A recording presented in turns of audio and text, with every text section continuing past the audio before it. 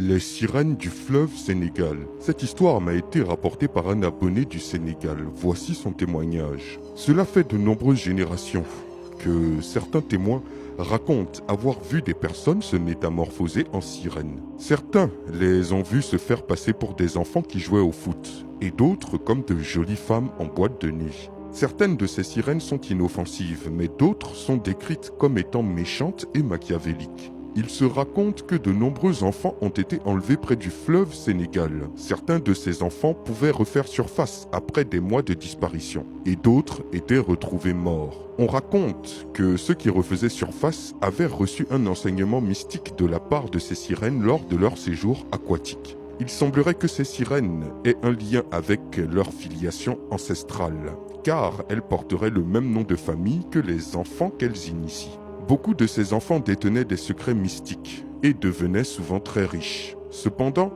ces derniers ne devaient pas révéler leurs secrets occultes au risque de mourir ou devenir fous.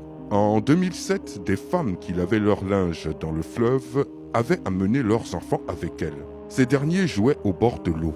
Soudainement, ils virent l'une de leurs camarades se faire tirer sous l'eau par une force invisible et disparaître. Sa mère et les autres femmes la cherchèrent durant des heures, mais rien.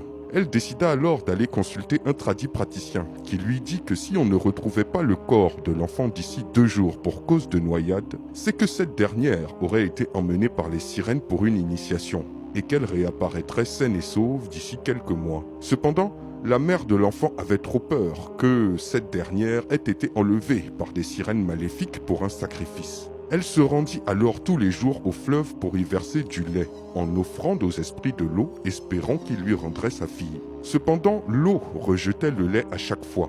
Mais la mère continua quand même, jusqu'à un point où, à chaque fois qu'elle versait du lait, l'eau du fleuve faisait des vagues et était agitée. Le praticien lui dit alors d'arrêter, sinon elle allait mettre en colère la sirène. Mais la mère ne l'écouta pas.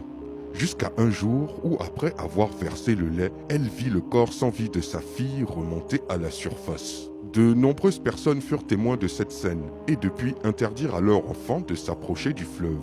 Une autre histoire rapporte que certains de ces êtres aquatiques auraient des sosies, ou sortes de jumeaux, parmi les habitants vivant non loin des rives du fleuve.